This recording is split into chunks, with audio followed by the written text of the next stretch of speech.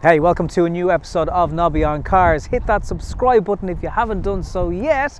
And in this video, I'll be telling you all about the Alfa Romeo Stelvio. It's got a 2-litre 280 brake horsepower engine, but it's an Alfa. So yes, it's gorgeous, but what's it like on the inside? And how good is it to drive? And should you spend €60,000 on one? Find out more in this video.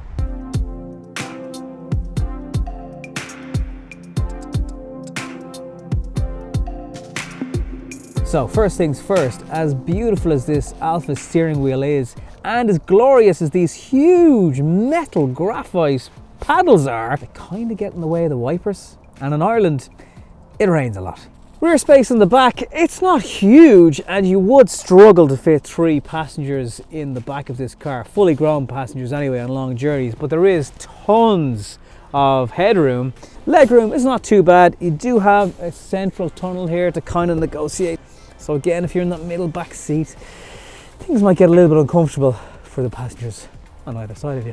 There is a heated steering wheel in this model and heated seats, of course. There's even great lumbar support. Stelvio also has a pretty decent sized boot where you can fit lots in. And here's the speaker where some of those fantastic engine sounds might just come from. And there's a handy little set of tricks in here as well for you to charge things. You've got white LED lights. Can easily fold down the rear seats with that, and here is your very easy to maneuver rear parcel shelf, all complemented by 2 options. One to just close the boot, one is to close the boot and lock the car. So for this moment we're just going to close the boot. Now, some people have said the Alfa Romeo's front grille was designed to resemble a part of a lady. I'll let you decide. There's a very famous TV presenter who gets very upset when his steak isn't hot enough, who says you're not a real petrol head unless you've owned at least one Alfa. By the way, if you still haven't hit subscribe, come on, don't make me come around to your house. So the Stelvio mountain in Italy is said to be one of the best driving areas in Europe. In fact, on that show with that grumpy man, they named it as the best road to drive on. So just the name Stelvio alone is very brave for Alfa Romeo to attach it to one of their vehicles. Yeah, this is a family car technically. Yeah, there's room to bring people in the back, and there's even room in the boot for golf clubs and bikes and suitcases and things that kids need. Why do they have so much stuff? They're tiny like. The difference between normal family cars, however, and this Alfa Romeo is very few family cars do this.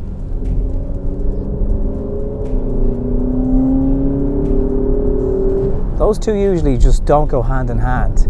This is 280 brake horsepower, and this thing absolutely shifts.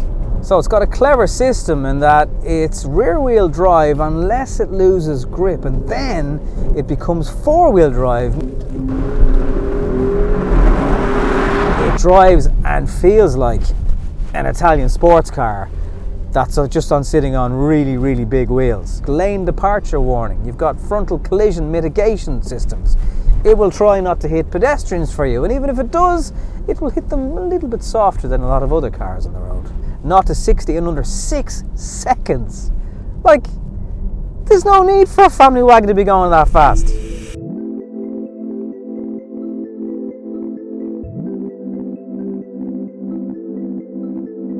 And when you're not driving like you stole it, it's a very smooth, refined car. Fuel economy is, if you're taking it easy, maybe 80 kilometers an hour on a motorway, you'll see 5-6 litres per 100 kilometers. Once you're having fun, it's anywhere from 10 to 15.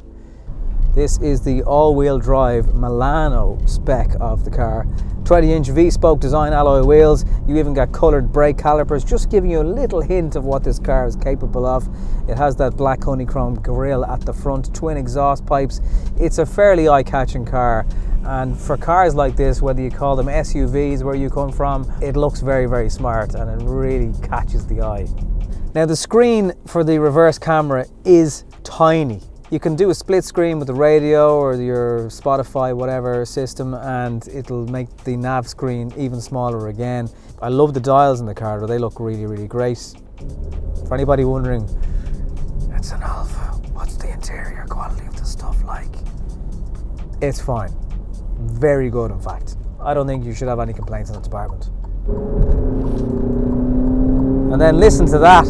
Yes, I'm just rushing home to get the kids from school, darling. I might take the scenic route though. Now the brakes could bite a little bit sooner for my liking, just because you're talking about 280 brake horsepower.